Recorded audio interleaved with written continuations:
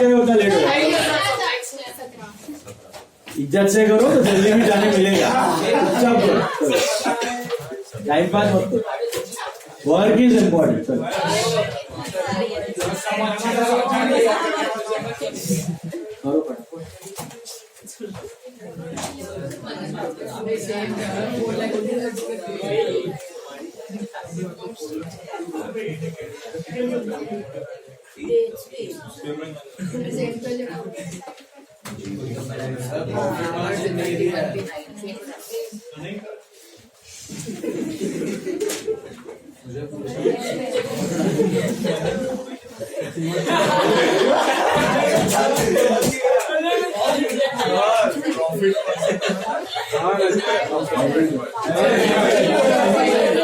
दूसरा पेज पे सम है, देखिए did you read the question? Is it ownership or physical stock you have to find?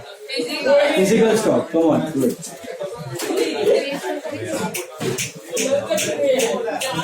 Ivan, come on, fast.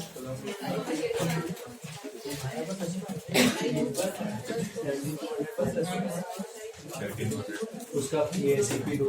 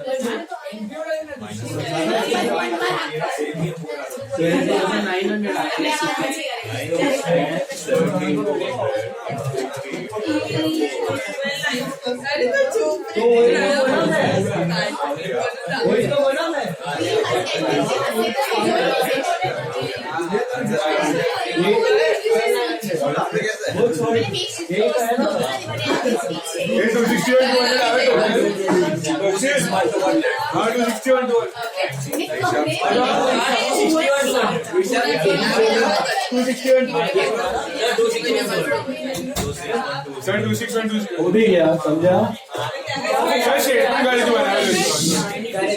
Statement बना लो। Statement बना लो। सी 17,200 का ये क्या मिला कॉस्ट? 12,900 आया।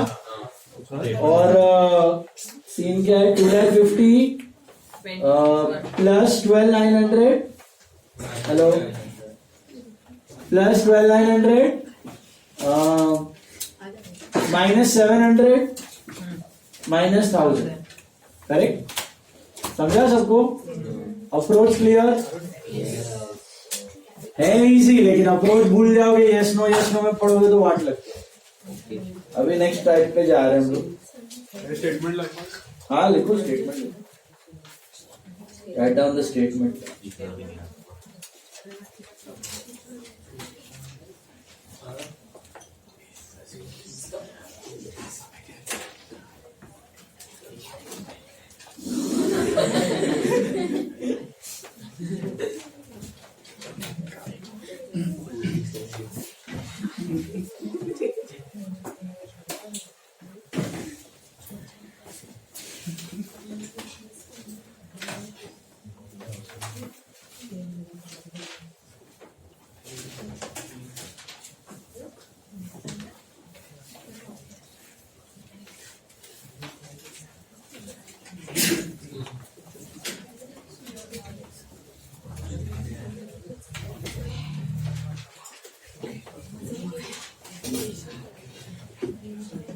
नोट लिखना, वो 500 बेचारे को इग्नोर किया, उसका नोट लिख।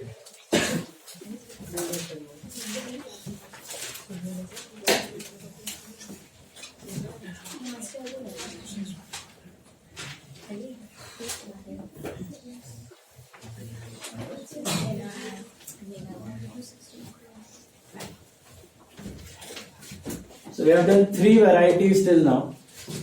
What are the three varieties? First one was what? FIFO, LIFO, weighted average, simple average, perpetual and periodic. Okay. Second variety was yes no ownership stock. Third variety अभी किया मैंने physical stock. Fourth variety. ठीक है? Fourth variety is adjusted selling price method. क्या बोलते हैं इसको? Adjusted selling price method. अभी adjusted selling price method is a type of non-historical cost method. क्या होता है ये? नॉन हिस्टोरिकल कॉस्ट, मतलब नाम में ही लिखा है कि यहाँ पे आप हिस्टोरिकल कॉस्ट अप्रोच नहीं लेने वाले, हिस्टोरिकल कॉस्ट अप्रोच नहीं लेने वाले, आप कॉस्ट ऑफ गुड्स ढूंढने वाले ही नहीं हो, आप एक अलग तरीके से स्टॉक का कॉस्ट ढूंढोगे, आप एक अलग तरीके से स्टॉक का कॉस्ट ढूंढोगे, नॉन हिस्टोरिकल। ओके, सो ये मेथड, इसका दूसरा नाम है रिटेल मेथड। क्या है इसका दूसरा नाम? Retail method. Mostly retail stores, बड़े बड़े वॉलमार्ट या मेगा मार्ट या सुपर मार्ट इसका एप्लीकेशन करते हैं। तो ये आपने देखा होगा, कभी आप जाते हो शॉपिंग वॉपिंग करने को मॉल वगैरह में या शॉप्स में या मेगा मार्ट्स में या डी मार्ट में या कहीं पे, तो उधर देखा कोई बंदा ऐसा ऐसा ऐसा ऐसा काउंटिंग करते रहता है, देखा है कभी? स्टॉक लेते रहता है, काउंटिंग करते रहता है। तो that is this method, this is called as adjusted selling price method. अभी ये किसके लिए, रिटेल के लिए क्यों सुटेबल है? क्योंकि रिटेलर क्या करता है, या जो ये डी मार्ट वी मार्ट वगैरह है, ये लोग क्या करते हैं, बहुत सारे डिफरेंट आइटम्स को डील कर रहे हैं। इनके पास खाने पीने का भी आइटम्स हो गया, कन्फेक्शनरी हो गया, स्टेशनरी हो गया, आपका कॉस्मेटिक्स हो गए, आपके घर FMCG जो फास्ट मूविंग कंज्यूमर गुड्स है, बकेट्स हो गए, टॉवेल्स हो गए, कर्टन्स हो गए, ये सब so many n number of items they are dealing with, right? तो अभी हर एक आइटम्स पे अगर ये लोग कॉस्ट ढूंढने जाएं तो पागल हो जाएंगे स्टॉक का वैल्यू ढूंढते, क्योंकि ऐसा तो है नहीं कि अभी जो एक बंदा है समझो कुर्सियां बना रहा है, तो सिर्फ चेयर्स बना रहा है, तो वो एक ही कमोडिटी से डील कर रहा है, तो उसके लिए बहुत आसान है, वो एक कमोडिटी का कॉस्ट है, फीफो अप्लाई करें या वेटेड एवरेज अप्लाई करें, उसको आंसर मिल जाएगा स्टॉक का।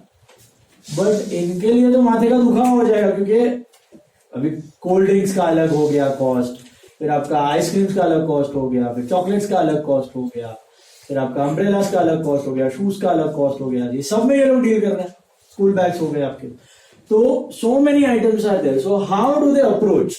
इनका अप्रोच होता है एडजस्टेड सेलिंग प्राइस मेथड या रिटेल मेथड बोलते हैं। इनमें ये लोग क्या करते हैं, ये लोग यूनिट्स काउंट कर लेते हैं, सारे यूनिट्स काउंट कर लेते हैं आइटम्स के। ओके, इनका ना एक ग्रॉस मार्जिन परसेंटेज मोटा मोटी फिक्स रहता है। कोई भी रिटेल वाला शॉप रहेगा ना, उसका gross margin percentage is more और लेस फिक्स्ड। मतलब जैसे फॉर एग्जांपल डी मार्ट है, इसका लोएस्ट ग्रॉस मार्जिन परसेंटेज है मार्केट में, इससे सस्ता कोई दे ही नहीं पाता है, 4% मार्जिन पे काम करता है, मर जाएगा रिटेलर, वो रिटेल में मार्जिन पे काम करेगा, तो ये 4% में काम करता है। मतलब in generally retailers they work at a margin of 25 to 30%, या maybe some work at around 40%, 40 और 45% ग्रॉस मार्जिन। तो इनका मार्जिन फिक्स रहता है, मतलब कोई भी यूनिट आएगा ना, मतलब वो 100 रुपए की यूनिट है तो ये करीब 135-40 में बेच देंगे उसको। अगर 1000 वाली है तो 1400 में बेचेंगे, 1450 में बेचेंगे। तो ये प्रकार से लोग एक मार्जिन डिसाइडेड रहता है। अपना रिटेलर अपने हिसाब से मार्जिन फिक्स करके रखते हैं। ओके, तो ये लोग क्या करते हैं, काउंट ले लेते हैं सारे यूनिट्स के। अभी उसका एमआरपी तो लिखा रहता है यूनिट्स में, उनका बिलिंग में भी रहता है एमआरपी। तो what do? They take the number of units. Let's say total number of units are let's say 10,000. Okay? Into उसका MRP. Suppose MRP आ रहा है 500 रुपया, MRP आ रहा है 500 रुपया, तो 10,000 into 500 will give me 50 lakhs. अभी 50 लाख क्या हो गया आपका सेलिंग प्राइस हो गया। ओके, और इनका मार्जिन फिक्स्ड है, इनका मार्जिन समझो 25% है, तो 25% यहां से हटा देंगे, 25% यहां से हटा देंगे, ग्रॉस मार्जिन का तो कितना होता है आपका 12,50,000 हटा दो तो आपको मिलेगा 37,50,000. That is the cost. खत्म. ये हो गया कॉस्ट ऑफ स्टॉक. तो इसको बोलते हैं एडजस्टेड सेलिंग प्राइस मेथड या फिर रिटेल मेथड. इसमें ये लोग कॉस्ट अप्रोच लेते ही नहीं है, क्योंकि सब एक आइटम का कॉस्ट लेने तो पागल हो जाए, बहुत कॉम्प्लिकेशंस हो जाते हैं. So what do they do? They go for counting the units. Counting चाहिए, फिजिकल स्टॉक तो चाहिए, वरना चोरी हो गया, गुम हो गया, खराब हो गया, पता नहीं चले. So they count the stock and they'll simply multiply by the MRP, that is the selling price, whatever they have decided. And once they get the selling price, just subtract the margin. अभी शायद ऐसा हो कि 10 item है और 10 के margin में बहुत वेरिएशन है. किसी में 5% है, किसी में 20% है, किसी में 25% है, किसी में 40% है. ऐसा है, अगर ऐसा होता नहीं, अगर सपोज है तो 10 का अलग अलग करना पड़ेगा. यूनिट तरीका यही है. एमआरपी ढूंढो, मार्जिन सब्ट्रैक्ट करो. एमआरपी ढूंढो, मार्जिन सब्ट्रैक्ट करो. तो आपको वो हर एक आइटम का कॉस्ट, ये कितने में आया, ये कितने का परचेज प्राइस था. परपेचुअल की बात नहीं चल रही आपकी. ये परपेचुअल इसमें पॉसिबल भी नहीं होगा आपका. इतने सारे कॉस्ट कब कौन सा आया, कौन सा गया. Perpetual is useful for those commodity in which you are dealing with one line of commodity, one single line. बहुत सारे हजारों डिफरेंट कमोडिटीज आप कर रहे हो तो आपको पीरियोडिक ही करना पड़ेगा. स्टॉक का काउंटिंग लो और सीधा मल्टीप्लाई करो. बात समझ में? सो हर एक कमोडिटी जितने भी है, मार्जिन मोर और लेस सिमिलर रहता है. अगर किसी का अलग है तो दो का अलग अलग हो जाएगा. तो आपके पास दो लाइन ऑफ गुड्स है. एक ड्रेसेस हो गए, ड्रेस मटेरियल्स हो गए, कपड़े का पार्ट हो गया जैसे कि बिग बाजार में होता है, और एक आपका एफएमसीजी गुड्स हो गया. तो एफएमसीजी का मार्जिन समझो 50% है और कपड़े का मार्जिन समझो 40% है. उन सबका काउंट लो, एमआरपी ढूंढो, उसका मार्जिन उसमें से माइनस करो, इसका मार्जिन इसमें से माइनस करो. Is this clear? This is called as retail method. Very simple. क्या करने का इसमें? First to calculate the selling price, not the cost price. You go for selling price and simply subtract the margin. Now if you take a problem, see sum number 26. From the following information, calculate the historical cost of inventories using adjusted selling price method. 26 point. You have to calculate the historical cost of inventories using what? Adjusted selling price method. Adjusted selling price method. Now,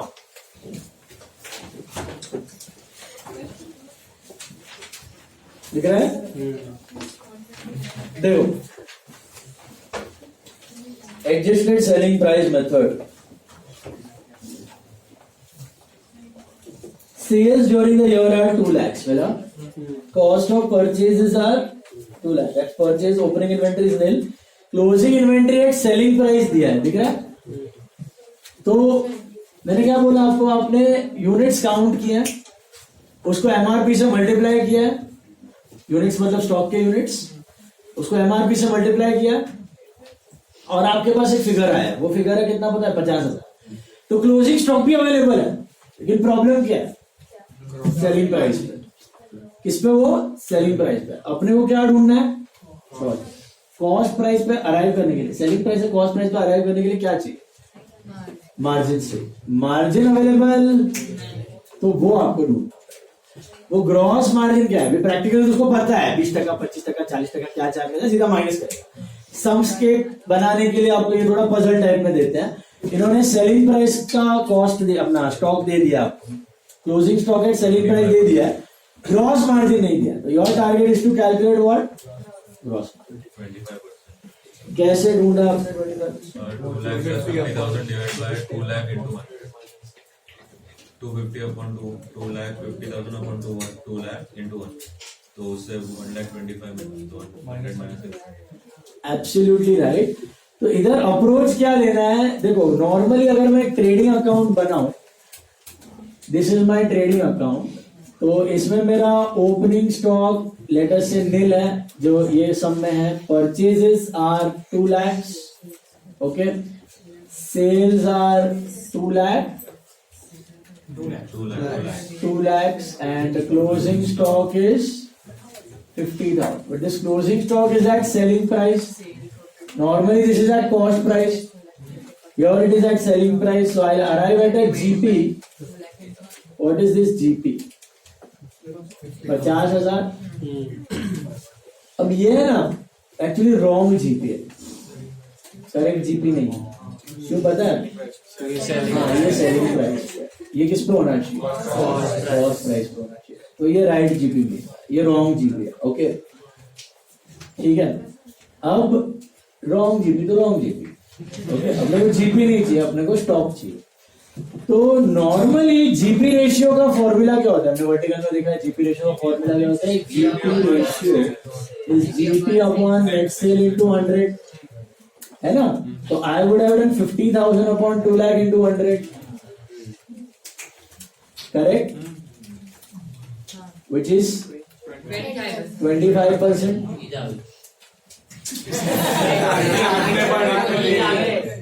Normally I would have done 50,000 upon 2 lakh into 100. That is, तुम्हारा wrong है. 50,000 upon 2 lakh into 100, that is 25%. वो आना चाहिए था, but that is not the margin. You know what is the margin over here? Margin is 50,000 of gross profit upon 2,50,000 into 100. It's 20%. Your margin is 20%. Let's verify. If your margin is 20%, okay, so my closing stock at selling price is 50,000, MRP 50,000. What should I do to arrive at the cost? Subtract the margin. Selling price 50,000 है, 20% margin add करने के बाद 20% मतलब margin और sales selling price 20, it is 80 plus 20, 100 basically. So 20% I subtract from 50,000. What do I arrive at? 40. So this is my closing stock at CP. Now I'll get my correct gross profit, which is 40. And normal GP ratio of formula GP upon net sales into 100. What do I get? 40,000 upon 2 lakh into 100. अभी ये correct trading है with closing stock at cost price and what are my margins? It is 20%. So basically आपका margin 25% नहीं है, 20% है। ऐसा क्यों पता है? क्योंकि आप नॉर्मली क्या करते हो? GP upon net sales into 100 करते हो, मार्जिन नहीं कर देंगे। ये 4 आइटम तो दिए थे, इसको मैंने ट्रेडिंग में सेट किया। आपने देखा हाँ जीपी 50, ओके, सेल्स 2 लाख, तो आप तो 50 अपॉन 2 लाख इंटू 100 करने वाले थे नॉर्मली। वो करते तो 25% मिल जाता, लेकिन वो गलत होता। क्यों पता है? क्योंकि ये जो प्रॉफिट है ना, इसका पूरा प्रॉफिट सेल्स में नहीं पड़ा, इसका कुछ प्रॉफिट क्लोजिंग स्टॉक में भी पड़ा। इसका पूरा प्रॉफिट सेल्स में नहीं है, इसका कुछ प्रॉफिट क्लोजिंग स्टॉक में भी पड़ा हुआ। तो अगर आपको यहां से ग्रॉस मार्जिन ढूंढना है तो डिनोमिनेटर में सिर्फ सेल्स लेके बात बनने वाली नहीं है, आपको क्लोजिंग स्टॉक भी लेना, क्योंकि क्लोजिंग स्टॉक में भी प्रॉफिट एलिमेंट पड़ा हुआ। Got it? सो यहां पे आपका फॉर्मूला फॉर जीपी थोड़ा सा ट्विस्ट हो जाएगा।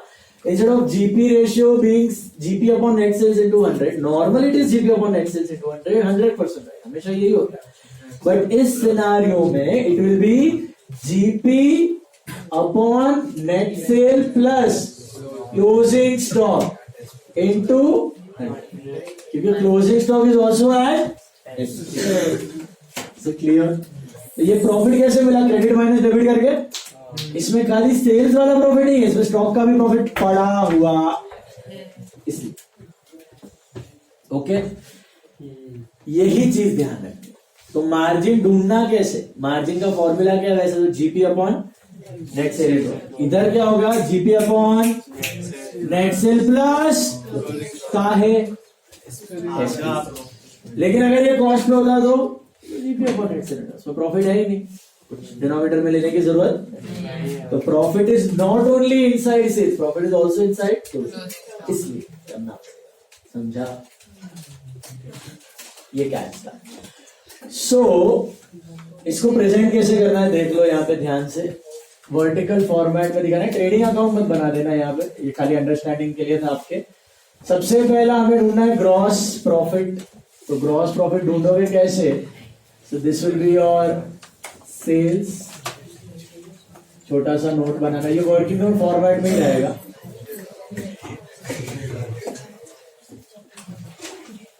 $2 lakhs plus closing stock at selling price, that is 50,000. Total you get it to be 2,50,000 minus cost of purchase is 2 lakhs. So you arrive at your gross profit. Write it as gross profit. Okay. Though we know, is this our correct gross profit or fake gross profit? ये गलत gross profit है, fake gross profit है। काहे? You know why it is fake gross profit? Because it includes profit part of closing stock. It should have included profit of only sales. This includes profit on closing stock. उसको बोलते हैं gross profit. लिख दो, चलेगा। अभी ये important है, gross margin या ग्रॉस प्रॉफिट मार्जिन या जीपी रेशियो आप कैलकुलेट करते वक्त normally you do gross profit upon net sales into 100, but यहाँ पे करने का gross profit upon net sales plus what? Closing stock. Okay, closing stock into 100। ये कैच है, ये कैच है, ये so this is 50,000 divided by 2 lakhs plus 50,000 into which is 20%. Okay, sum doesn't stop here. What do you need to calculate? Closing stock at CP. Cost price is what now? I'll just subtract 50,000 minus 20% gross margin, which is 40,000. 50,000 less 20% gross margin. 20% of what? 50,000, which is 10,000. 50,000 less 20% gross margin, which is 40,000. Is it clear? Concept क्या दिमाग में? सो एक catch था इधर कि आपका gross margin जो है वो 25% नहीं था, 20% था। क्लोजिंग स्टॉक के अंदर भी पड़ा हुआ है। ट्राई सर, आपने